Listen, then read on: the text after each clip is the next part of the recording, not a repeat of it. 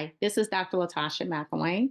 I am here to do my dissertation presentation. I wanted to place this online so that people can kind of see what it looks like to have a dissertation presentation completed. Mine was completed in February of 2018, and I became Dr. Latasha McElwain.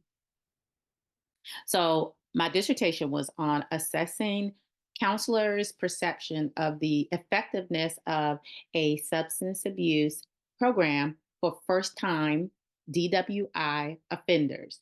This is my final dissertation defense. After going through the process of my dissertation for over 2 years, I was able to sit and do this presentation to defend my dissertation and again become Dr. Latasha McElwain. And I did my dissertation, my whole entire program with Argosy University. Now, to jump in, the background, researcher's background, and why this topic was chosen. So I have worked in the mental health and substance abuse field. At that time was over 17 years. I am closer to 20 years now.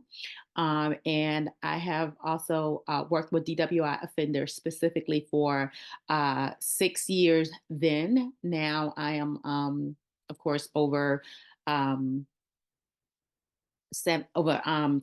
over almost to 10 years. It's been a nice little ride here. So yeah, we're in the 9, 10 years I'm in the 9, 10 years of working with DWI offenders specifically.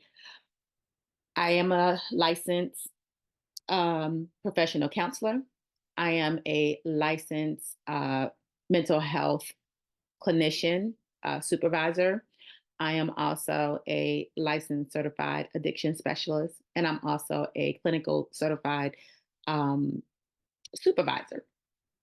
So, with that being said, I have experience as a certified Crime for Life instructor, and I have worked with DWI first offenders for quite some time. Back then it was 4 years. Now it's more than that. But I've been working in this area for quite some time. This area does interest me.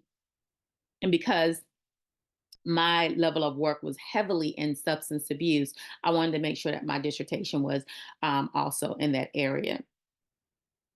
Again, I chose the topic because I had an interest in exploring rather the first time offender program that is the educational component of the program.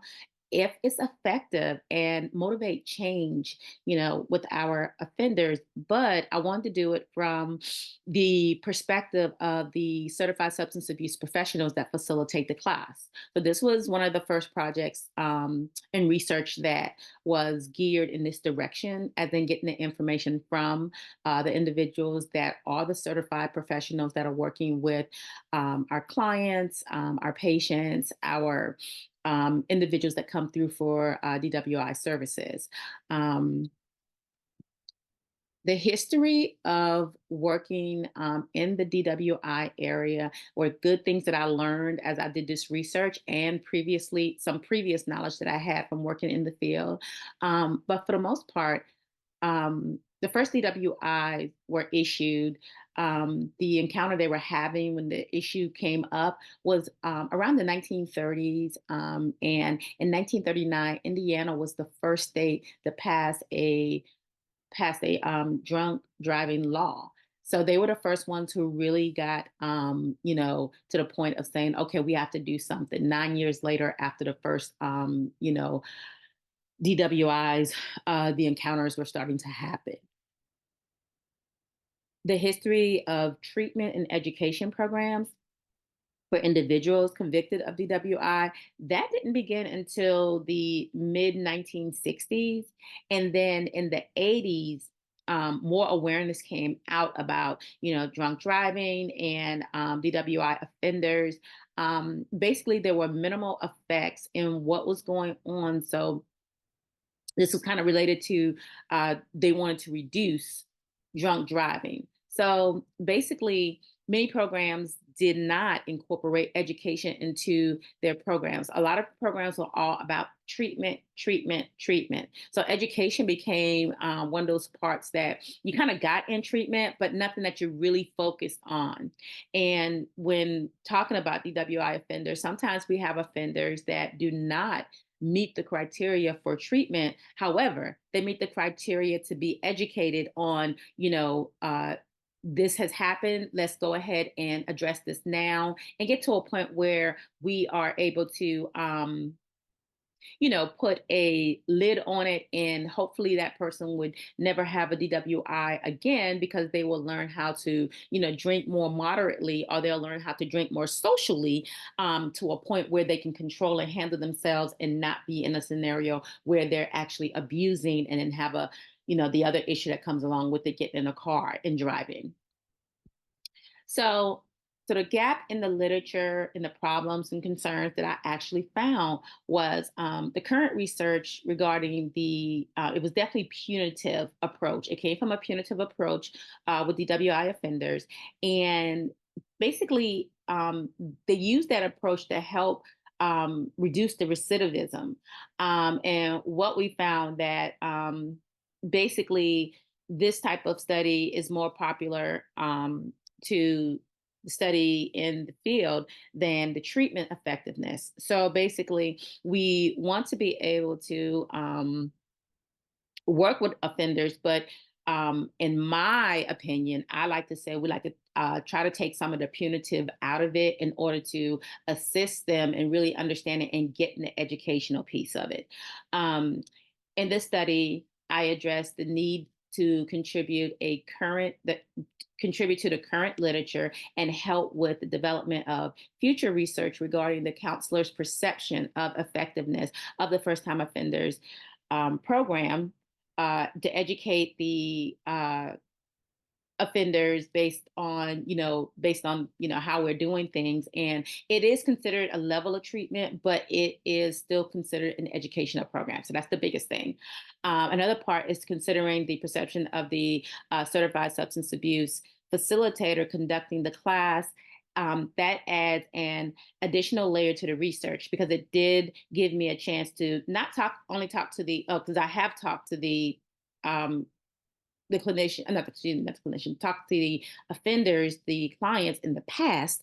But in this research, I actually focused on the certified substance abuse facilitators that are conducting the classes. And that was something that I did not find much research on. So it added that additional layer to the research and gave me some good outcomes to consider here. So as the number of injuries and fatalities result from DWI and DUI accidents continue to rise, it pretty much it is good that we're continuing to it's considered an important health issue, and we are wanting to continue to explore that and be able to come up with some different initiatives to the problem that we can try to make some things happen. So the problems that initiated this research are, dramatic increase that occur with arrest and recidivism among people arrested with DWI.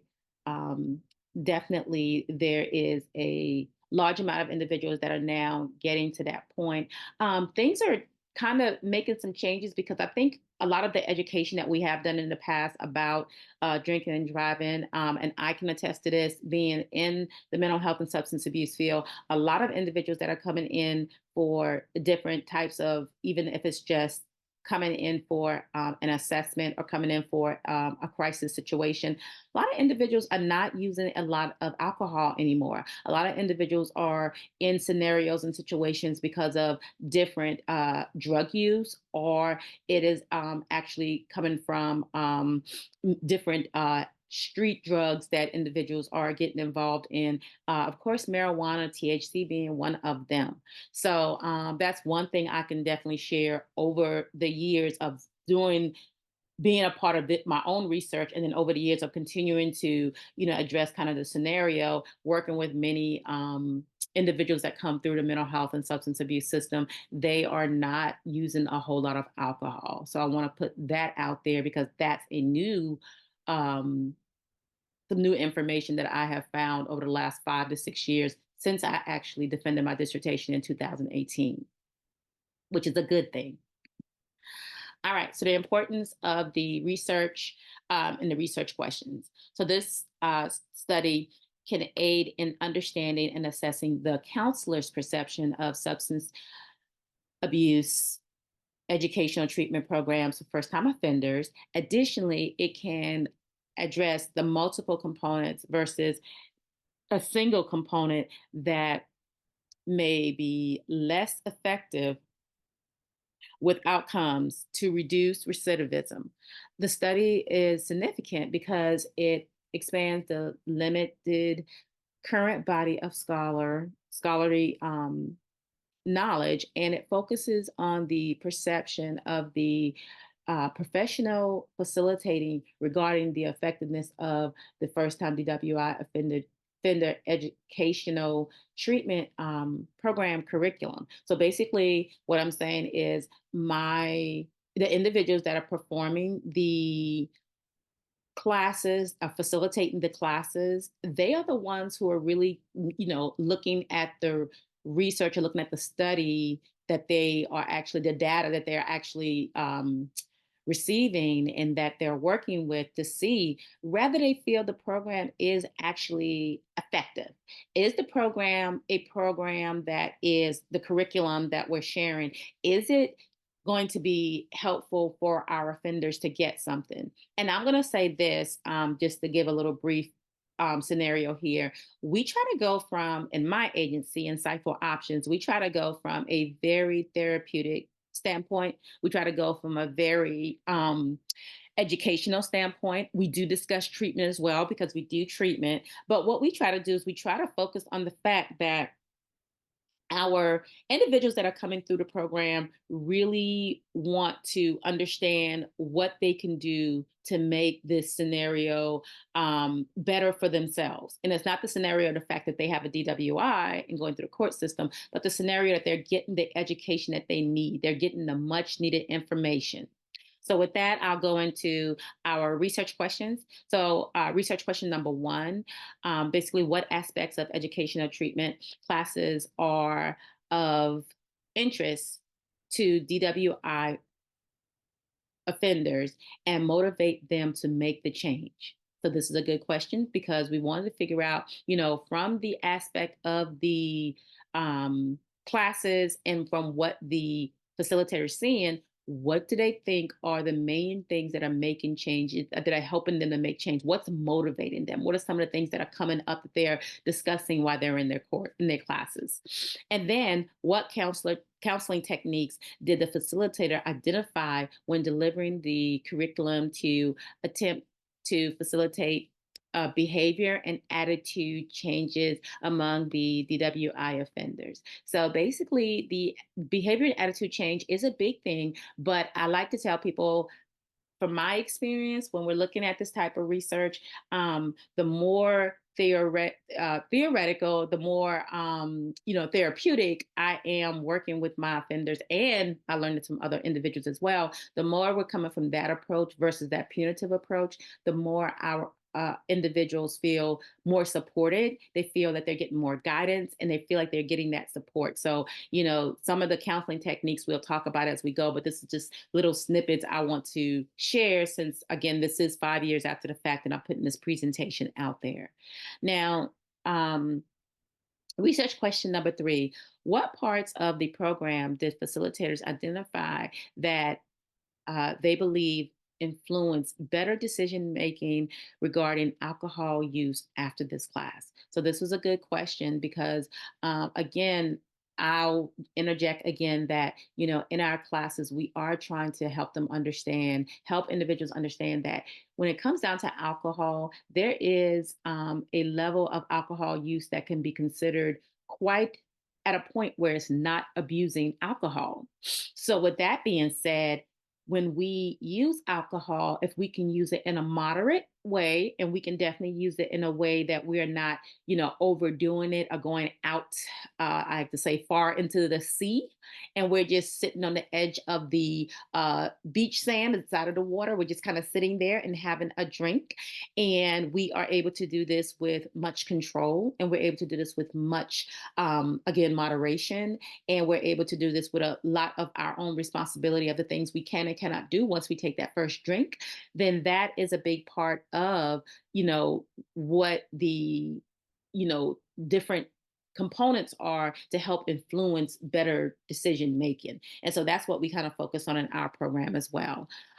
So research question number 4 is, what suggestions did facilitators have regarding the length of time for different parts of the program? So that would be pretty much going into, what are we dealing with overall with our programs, and sometimes I even say adding a little bit of personality into it, because that's what we typically do, in the program that I work with, and in a lot of the, my colleagues, we talk about that when we do our clinical consult, that hey, our personality coming across to our, individuals that are in our program, because we're coming from a theoretical approach, we're coming from a therapeutic approach also, we want to make sure that we are, helping out patients and our clients and our, individuals with DWI programs come through. We're wanting them to feel very comfortable in what they have going on and what we have, in store for them for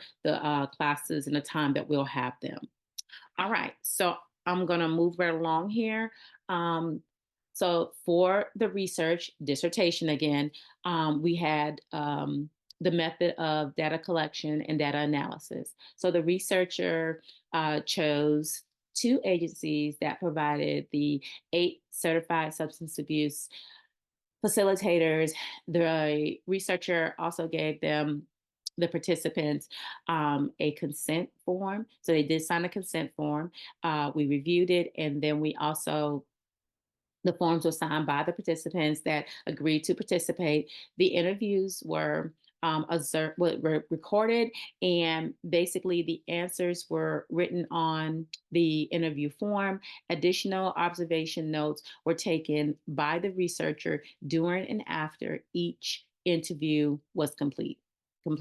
So therefore, the data gathered was then reviewed and sorted for the emergence of the basic coding and themes. The researcher completed a total of 8 interviews that were the initial interviews within 2 weeks to maintain the consistency.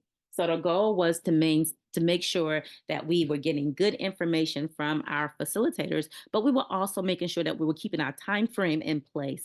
When you're doing research, for a dissertation or for any type of paper, you definitely want to make sure that you have your, time slots in place and making sure that you are getting the information you need. So a lot goes into writing, your dissertation or writing a research paper. So we definitely want to make sure that those are things that we are keeping in mind.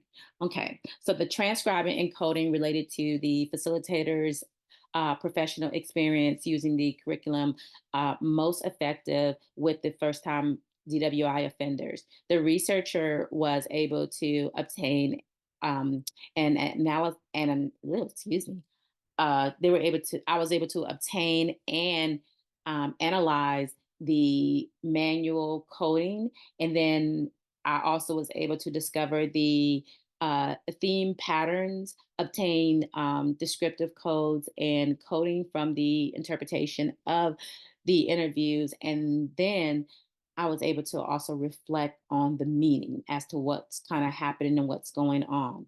And like I said, 5, 6 years later, in further research that I have really kind of put into this, um, topic, I have noticed that a lot of things, not that they're changing, but I think things are getting better and things are being more increased when we're talking about, a lot of the information that we receive, the interview questions that, were had. And of course, when we're doing dissertations, we end up coming up with more interview questions or have, more, research or information, data that furthers our research in different areas. So this is one of the things that was a part of my wanting to go further and get more research out there about, or doing more study about what's really happening in the DWI world when it comes down to the substance abuse professionals facilitating these courses.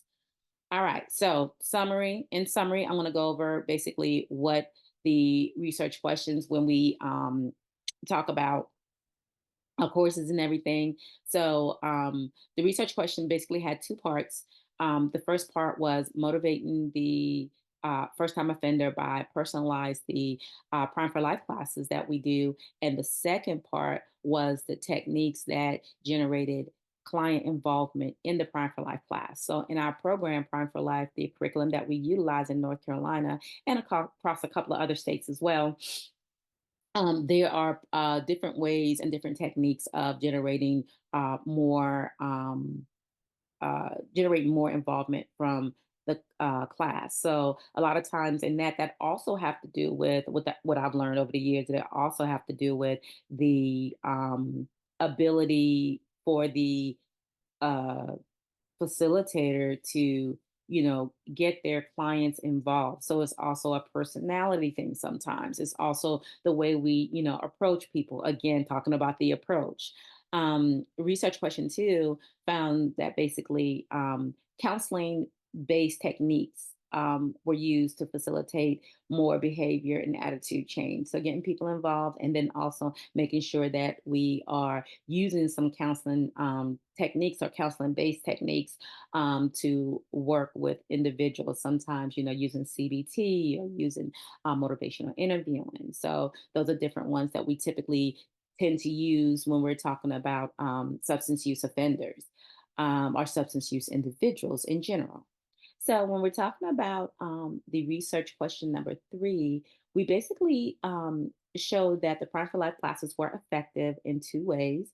The biggest one was the curriculum element influenced better decisions about alcohol use, and there were basically helpful aspects of the Prime for Life classes in general. So it was definitely a lot of good information that comes along through the particular curriculum that we're speaking of, and how how our individuals are working through and helping individuals understand what the educational piece is all about.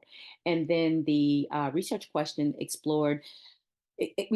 4 explored the changes that can be made in the curriculum. So talked a little bit about different things that can be done with the curriculum, or even how to successfully get the curriculum across. That would be pretty much helpful for our individuals in the education class. All right, so results. Basically, the professional demographics were shared regarding the educational background and work experience. And with research question number 1, findings were related to motivating first time offenders by personalizing using the screening assessment and 6 techniques that were generated client involvement. So, different things that were done to actually get clients involved and want to participate. Research question 2, revealing counseling techniques that facilitate behavior and attitude changes. So, motivational interview, 75% was using motivational interview. CBT, 50% was using cognitive behavior therapy, and one facilitator each for harm reduction. So one facilitator each for harm reduction, and then there was one for personal centered planning. That was another one, and then reality therapy, and then also self-determined theory, the self-determination theory was also used. So this one revealed the different question research question 2 revealed the different type of counseling techniques that people were actually using that really helped individuals see themselves, saw their behaviors, and wanted to consider making change. Research question 3, basically the results found that the curriculum elements that influence better decision making about alcohol and the and the helpful aspects of the Prime for Life class, generating new awareness, generating the motivation to change, and themes and phrases for nonverbal communications and comment, um, power to share personal stories. So this right here is also a big part of the curriculum that really helps individuals sharing their personal story, the power behind all that, the comments with it, and everything else that really uh, adds a different dynamic or a different component to being in treatment or in uh, a group class or even in therapy. And as we're considering also in education, okay, because we learn something new all the time. Research question 4 basically was to shift more time to explore the offender's personal experiences. So that's a good one, and that's a big shift. A lot of times we came across this in the first part, like the assessment, get more of that personal experience, but a lot of them are willing to share.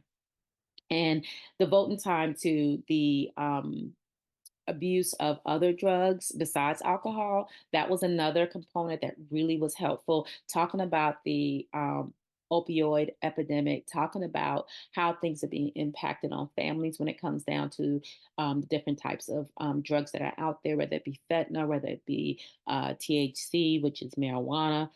A lot of individuals are into cannabis now. So we wanted to look more at, what was happening and the results that we came up with. All right, so counseling techniques. So we did have I had a lot of figures in my dissertation. A dissertation consists of having a lot of figures, of course, and a lot of research that you put together.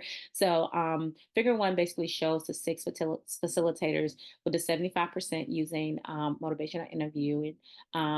It also shows the facilitators using cognitive behavior therapy, CBT, and then the 4 other techniques were about 12% were advocated by at least one of the facilitators each. So we wanted to actually put it in here so you can kind of see. So the majority of everyone is really using motivational interviewing a lot of times when it comes to substance abuse disorders and substance abuse education and treatment. CBT falls in next with a lot of individuals using a lot of cognitive behavior therapy to address individuals. And of course, we're talking about making changes and coming up with the changes they want to make when it comes to motivational interviewing, meeting them where they are, seeing if they are, what they're trying to do, and helping them to be less ambivalent. I'm sorry about their situation, and really come to a point where they, own up and see what's going on and be willing to consider making that change. Harm reduction, definitely another one. Person centered planning, coming up with a plan for the individual. Reality therapy, really focusing in on what needs to be done and what's important at this time. And then self-determination theory, also wanting to make sure that individuals are, really going for what they want to go for and able to get to the best scenario possible. All right. So basically, figure 1 is a number of Prime for Life class facilitators by the counseling techniques. Moving right along, the power of sharing personal stories. All right, so with the power of sharing personal stories, basically, figure 2 basically talks about the relative proportion of themes of helpful aspects of the program. So basically, the curriculum with Prime for Life, the one that we use, a lot of times we're finding that the awareness is one of the bigger areas, and that's when the light bulb effect. That's when the light bulb goes off for people when they become more aware of what the education that we're giving them of what it really means and what's going on. Personal stories and sharing, yes, that is another aspect of what goes on and helping them to connect and understand, with their stories, other stories, and moving forward with that. And then motivated to change offenders' trust in the process. So motivated to change. Trust in the process is a big part of what we're doing overall and helping them feel more comfortable with what they're doing. So the third theme was the power that emerged from sharing personal stories. Table 5 shows that a handful of phrases referencing to the element sharing um, motivated them to make those changes or consider those changes. So that's a great part of it. About 1 out of 7 phrases refers to the power of sharing personal stories. 3 of 21 phrases, and then 14%. So this is the table 5 figure 2 that we utilize just to talk about the power of sharing personal stories. In conclusion, the biggest thing here is that the research showed that according to the facilitating counselor, the Prime for Life program, it does work because the professionals with a variety of educational backgrounds and experience gave the account that their professional experience facilitating the program has been pretty good. The results were all of the facilitators agree that the program is effective and it does help to educate our individuals. And I also like to jump in and say that with that program, because a lot of us have different backgrounds and different styles of how we do things, and our educational backgrounds are different, the program actually is effective because we are allowing our clients to feel, excuse me, comfortable and feel more like they are a part of what's happening with them and what's going to happen next as they, excuse me, continue to journey through the legal system and handle the rest of their program and the rest of their case. So, the most important conclusion or result that came out of the study also was that the program provides direct experience with behavior changes, which is effective because it generates more awareness, it generates more motivation to change, and brings with it the power of sharing.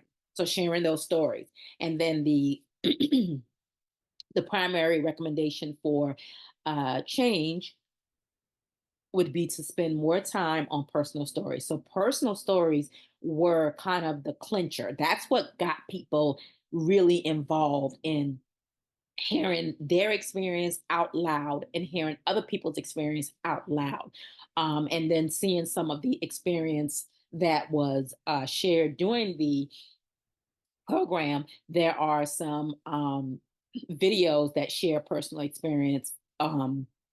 That Prime for Life put together to be able to show individuals as well. That really made a lot of our individuals think about, okay, this is what's going on. After some stories, we would also hear people go into a little bit of tear mode telling their story because they never felt enough courage or they were never encouraged enough to tell their story. So they tell their story and it definitely takes them to a different place and it allows them some time to reflect and some time to also put a little bit more of introspect into what has happened and what is going on with them.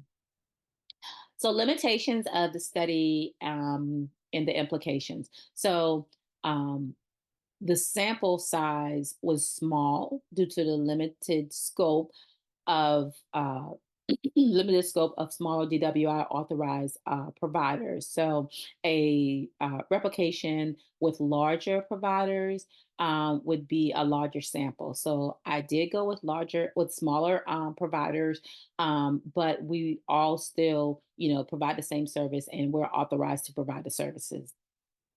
So, population participants had higher levels of education and experience.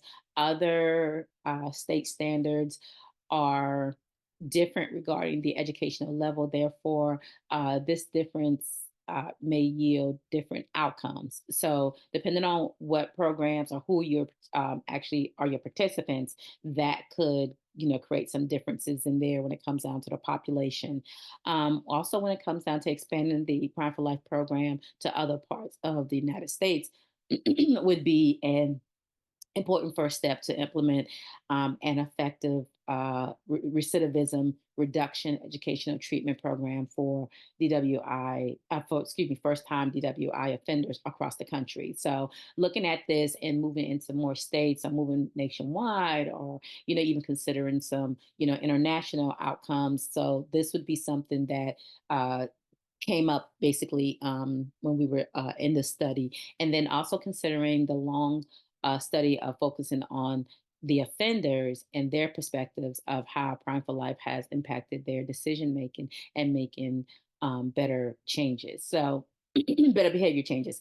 So, also other parts, limitations of studies and implications that we kind of came up with throughout the study. So, basically, um, when we're talking about the recommendations for practice and future research.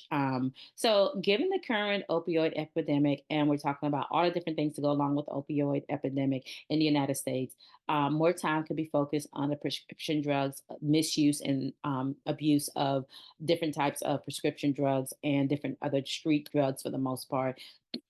By doing so, this would basically further bring about the awareness of the current situations, the current issues out there, and promote educational treatment options for individuals when it comes down to different street drugs, when it comes down to the opioid epidemic, when it comes down to being educated about the use of marijuana and all kind of other things of that nature. So this right here does bring forth future research. And then also, additional research can be focused on a larger agency that conduct Prime for Life, and this will give us different aspects because we'll have different professional experiences with different outcomes due to the large group and the large class sizes. Normally, in a small DWI agency, your class sizes might be 4 to maybe 8. When you get into your larger programs, it could be a little bit larger depending on what's going on. I've seen some of the educational classes go, 12, maybe sometimes 14. I think the largest amount you can probably have in the classes might be 20. But yeah, that is something that could be considered um, also. And then considering further research with same sex classes. So if it's an all female class or all male class. And the present study, all of the facilitators were female, and the gender of the classes, the facilitators were female, and the gender of the classes participants were not of importance. So all female facilitators, all male facilitators, whatever the case may be, the gender of the class, it doesn't show an importance, but I think sometimes it probably could. So, again, if I have a class full of males, I have different responses than I have when I have a class full of females. So, everyone sees different things in providing the services to our individuals. So, moving through our references, I have a whole reference list that I utilize when I defended my dissertation, and all of the research. I have pretty much kept up with a lot of these authors, and definitely keeping the research alive for me, wanting to expand a little bit more and possibly put this into a book form to be able to really educate individuals about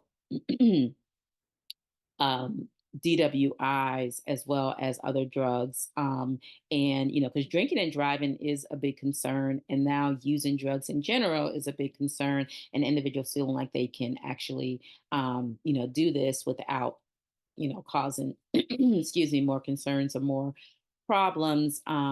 But there is moderation, and there are other things that can be done. Of course, not driving and not getting into a scenario where you have to go through the court system and dealing with the punitive parts of, the aspects of the treatment and the education. So, this is research has been great for me. Again, the dissertation itself did get me to a point, the dissertation presentation did get me to the point where they did call me Dr. Latasha McElwain when I was completed. But this right here is the skinny of the research dissertation presentation that have to be done, and it really gives a real good aspects as to what goes into the research. My research paper was almost 100 pages. I think I was up at 90 or something like that, but it was definitely a great research. Again, it was done over a 2 year period with the program that I was in at Augustin University, and I was able to obtain my doctorate in counseling psychology.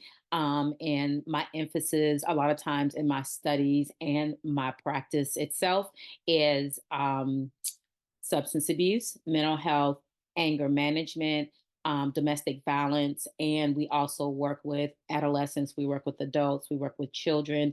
But just being a big educator is a big part of being in the therapy world, also being in the therapeutic world.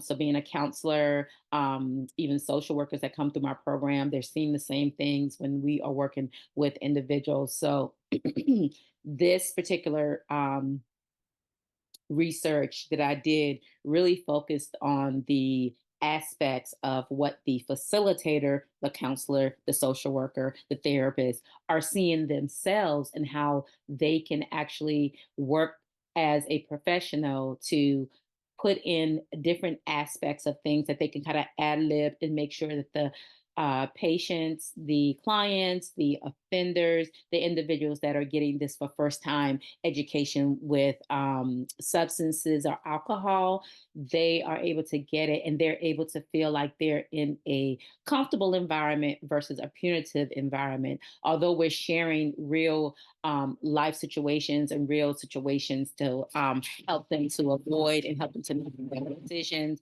Again, like I said, just realizing what I do and how I do things, working from the aspect of the facilitator and what the counselor is feeling and how the counselor is coming across emotional wise, behavior wise, professional display of all the things that are going on, all the education that need to be shared. Those are big parts of making our clients or helping our clients to feel very heard, that they're getting some good guidance, that they're feeling supported, and that they're feeling that they can move forward and make some better decisions, and that they have a good bit of that, I wouldn't say control, but that knowledge that they need to be in a good place and move forward. So, again, this is my complete dissertation research that I put together and presented to my team that was working with me. And they were very impressed by the information and really liked the fact that I really liked the fact that my team, my co-chair, my chairing team, they were substance abuse professionals themselves. And some of them did what I did, and some of them did not do what I did. So all of them were licensed as well, but they were really great, a really great team of individuals to work with when it came down to presenting my dissertation and writing my entire dissertation. So I hope this information is helpful for anyone that might be in a dissertation process, anyone that might be in the uh, substance abuse area, mental health area, counseling area, social work area, psychology. I am hoping that this will be helpful. So I wanted to just kind of get this out there. And so more work will be coming along with what I do. And because I'm at that point where I'm working on more things, I wanted to definitely put this out there. And hopefully this is helpful to someone that might be, again, doing dissertation or anyone that might be doing just research in itself and feel passionate about the area, feel passionate about the topic. For me, it's definitely a continued passion that I will continue to research on and continue to bring forth some great information. I appreciate this opportunity to share this information, and I thank you so much. And I hope you enjoy the rest of your day, evening, night, whatever it may be. Thank you.